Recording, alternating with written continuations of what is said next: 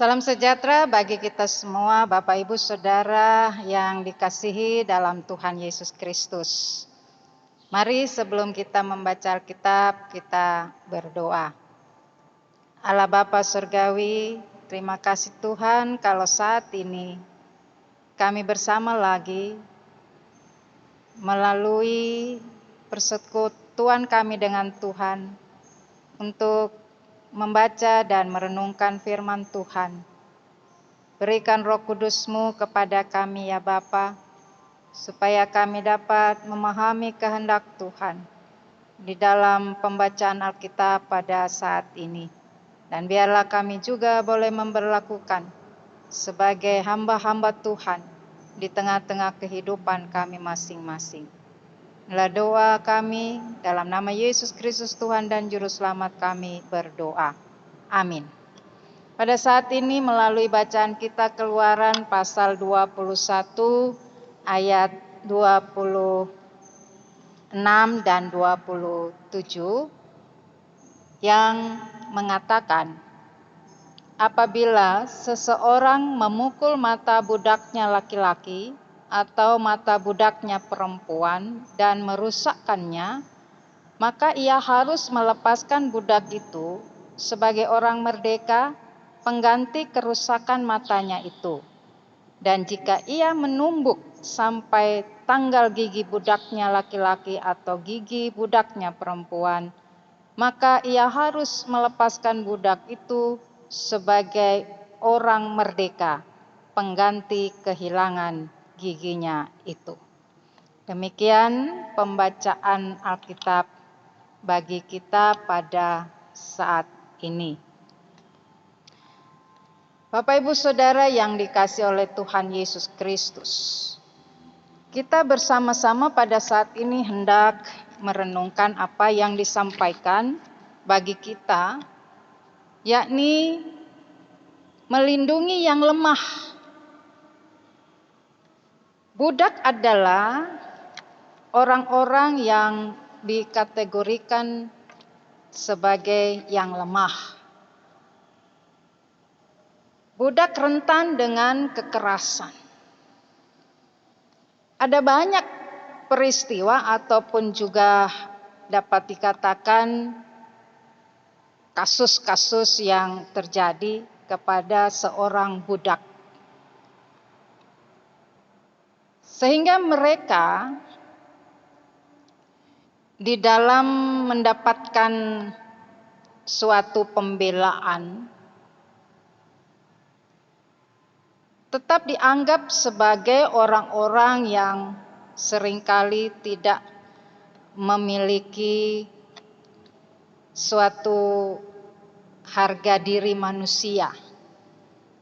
Kadangkala cara pandang seseorang terhadap budak itu, sehingga di dalam segala tindakan mereka atau tindakan seseorang terhadap cara pandang kepada budak itu seringkali memperlihatkan cara-cara kepada orang lain seperti di mana melakukan kekerasan dengan melukai. Dan seringkali hal ini dianggap wajar. Mungkin Bapak Ibu Saudara ada hal-hal yang dipikirkan dan kemudian itu juga seringkali menjadi alasan bahwa budak itu pantas untuk mendapatkan pukulan, mendapatkan cara untuk di mana dilukai tubuhnya, ya. Nah, sehingga dengan cara itu menganggap bahwa memang mereka harus dididik, mereka dianggap dengan cara keras supaya mereka mengerti akan pekerjaan mereka. Namun harus kita ketahui dan harus kita juga memahami bahwa di dalam kehidupan kita dengan orang lain, kita melihat bahwa budak-budak itu juga manusia. Dan mereka harus diperlakukan dengan baik, dan bagaimana supaya mereka pun di dalam setiap melakukan pekerjaan dan dianggap bahwa itu tidak memuaskan atau yang menyebalkan, bahkan sudah kesal untuk kita mengajarinya. Tapi harus kita tahu ada hukum yang diberlakukan di dalam kehidupan kita. Kita jangan lupa bahwa ada tatanan di dalam kehidupan masyarakat. Dan semua orang di dalam keberadaan tatanan masyarakat ini, terutama dalam kaitan dengan hukum, itu semua siapapun mereka, tidak ada yang dibilang atau mau katakan kepada dirinya bahwa dia tidak melanggar hukum apa yang dia lakukan, walaupun dengan melukai orang lain, dan dia juga melakukan itu dengan benar, dan hukum tidak akan mengenai perbuatannya itu seakan-akan bahwa dia bisa mengalahkan hukum, dan hukum itu tidak bisa dikenakan kepada dirinya.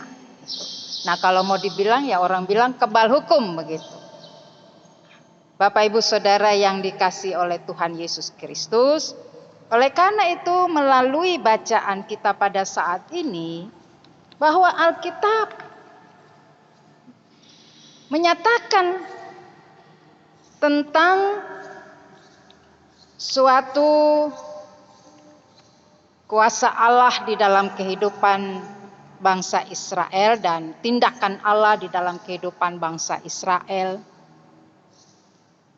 Dan Allah mengatur kehidupan bangsa Israel supaya mereka juga di dalam seluruh keberadaan mereka, bahkan dengan sesama manusia, mereka harus menunjukkan bagaimana sikap kehidupan mereka, perilaku mereka di dalam memperlakukan orang lain, dan semua yang diberikan oleh Allah sebagai hukum yang mengikat kehidupan umat Tuhan.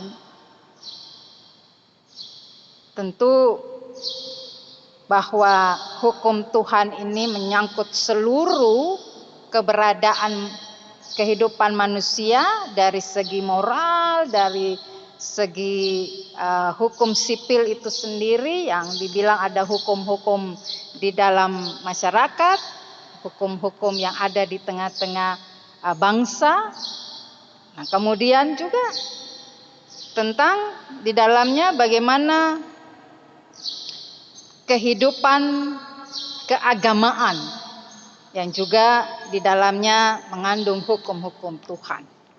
Nah, semua tidak ada yang terpisahkan. Tentu saja Bapak Ibu, saudara-saudara yang dikasihi oleh Tuhan Yesus Kristus. Nah, oleh karena itu maka kita memperhatikan bagaimana Tuhan Allah mengatur secara keseluruhan kehidupan umatnya. Terutama di sini kalau di dalam pembacaan kita, yakni dikatakan merupakan peraturan yang mengatur kompensasi apa yang harus diberikan ketika seseorang itu melakukan kekerasan terhadap hambanya atau budaknya. Dan ini penting untuk supaya bangsa Israel ini tidak melakukan cara-cara hidup yang bertentangan dengan moral, dengan etika di dalam berbagai tindakannya. Dan mereka adalah sama-sama sebagai manusia yang diciptakan oleh Allah.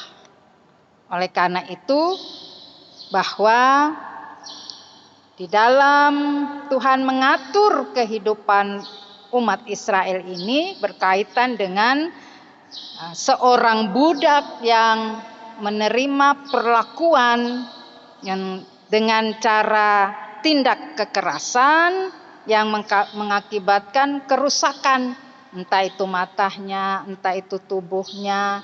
Maka di situ dikatakan bahwa apa yang disampaikan bagi kita pada saat ini ya masih dalam konteks bahwa gigi ganti gigi, kemudian mata ganti mata. Bapak Ibu yang dikasihi oleh Tuhan, maka dengan demikian bahwa kalau kita melihat apa yang terjadi di dalam bacaan kita ini ketika orang memukul baik itu mata seorang budak, kemudian juga dia menumbuk, sehingga menumbuk ini sama dengan kalau kita mau bilang menonjok gitu ya, memukul juga gitu, sampai tanggal gigi budaknya, entah laki-laki atau perempuan, ini sudah satu tindakan kekerasan. Maka dengan demikian di situ dikatakan bahwa bagaimana mereka harus melepaskan budak itu sebagai orang merdeka. Nah, jadi dengan cara melepaskan budak itu sebagai orang yang merdeka, artinya orang yang bebas, karena seorang budak itu terikat dengan tuannya. Ya, kadangkala dia adalah budak belian. Dia sudah dibayar mahal oleh tuannya, dia dibeli begitu mahal oleh tuannya, sehingga dia harus melakukan segala sesuatu perintah, bahkan mau dikatakan seorang budak belian yang sudah dibeli oleh tuannya itu, ya apa saja yang tuannya mau lakukan, suka hatinya dari tuan itu untuk melakukannya. Bahkan sampai kepada kekerasan sekalipun harus diterima oleh budak, oleh hambanya. Dan seorang budak belian, kalau dia tidak bisa untuk melunasi, apalagi dia berikan dirinya untuk supaya bisa menghidupkan keluarganya, atau dia menghidupkan dirinya sendiri supaya dia bisa makan, ya, maka seorang dapat memberikan dirinya menjadi budak. Dan itu tentu saja bekerja untuk supaya mereka bisa makan. Dan dari hal seperti ini seringkali mereka ada pada golongan orang-orang yang miskin, orang-orang yang berkekurangan. Mereka sama sekali tidak berdaya, baik secara ekonomi mereka maupun juga mungkin pendidikan mereka, sehingga mereka harus bekerja dengan cara itu supaya bisa mereka makan. Namun seringkali dengan keadaan seperti itu, maka inilah yang kadangkala bahwa ada tindakan-tindakan yang akhirnya merugikan orang lain, bahkan itu adalah budaknya atau hambanya sendiri. Oleh karena itu dapat juga dikatakan di sini, kalau sudah mata itu, kalau lihat bagian-bagian tubuh ada mata yang rusak, ya, kemudian juga di situ dikatakan ada gigi yang tanggal, itu dapat dinyatakan sebagai sesuatu yang permanen, ya, sudah ada di dalam suatu keadaan yang permanen. Ya, bagaimana orang kalau matanya rusak, dia tentu saja sudah tidak bisa lagi kan bekerja dengan baik, melihat dengan baik, dan apa yang dia lakukan itu tentu juga dia tidak bisa melakukannya dengan baik. Nah, kalau misalnya kemudian kita harfiahnya orang gigi tanggal, bagaimana ya hubungannya? Ya tentu saja bahwa dia juga akan mungkin bisa, kalau kekerasan gigi tanggal itu sampai orang bisa saja ya mungkin terlepas gusing giginya, bahkan sampai kepada kerusakan mulutnya sendiri. Itu kan juga merugikan. Nah, oleh karena itu apa yang Tuhan Allah sampaikan bagi bangsa Israel ini supaya di dalam kehidupan bersama itu harus benar-benar menjaga di dalam perilaku yang tidak merusak orang lain, yang mengakibatkan orang lain berada dalam sebuah perubahan yang bukan semakin baik tetapi dia semakin buruk. Nah, ini seorang budak yang dia sebenarnya mau hidupnya itu kan lebih baik. Dia lebih mau sejahtera, tetapi ketika dia sudah mengalami sakit, nah tentu saja ini juga akan mempengaruhi dia bukan lagi semakin baik hidupnya, dia semakin buruk dan pastinya ini akan mempengaruhi juga kehidupan apalagi kalau dia memiliki keluarga. Bapak Ibu Saudara yang dikasihi oleh Tuhan, karena itu maka pada saat ini firman Tuhan hendak mengingatkan kita sesungguhnya bahwa pada satu sisi kita adalah juga budak-budak. Budak-budak siapa? Kita adalah budak-budak Tuhan. Sebagai budak-budak Tuhan yang sudah dimerdekakan melalui kematian dan kebangkitan Yesus Kristus. Sehingga dengan demikian bahwa sesungguhnya kehidupan kita ini sudah dipenuhi dengan anugerah yang begitu bebas.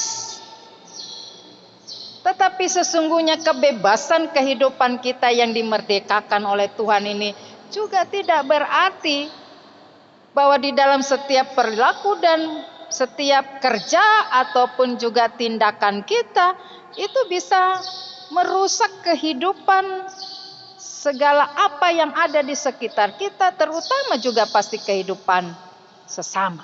Apalagi Bapak Ibu Saudara, kalau dikatakan bahwa kita adalah budak-budak milik Tuhan, tentu saja kita mau meletakkan kehidupan kita ini sebagai hamba-hamba Tuhan, abdi-abdi Tuhan.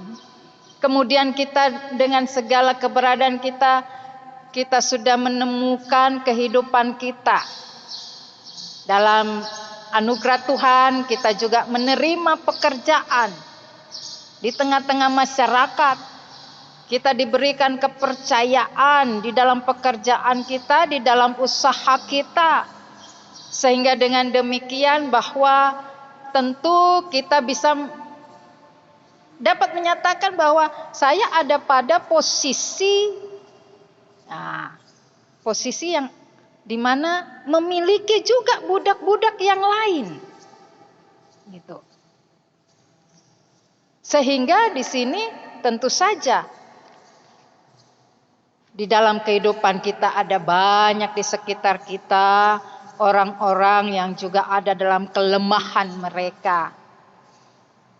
Mereka berada di dalam kehidupan mereka yang membutuhkan pekerjaan dan dari pekerjaan itu juga dapat memberikan suatu hidup yang tentram bagi mereka dan keluarga.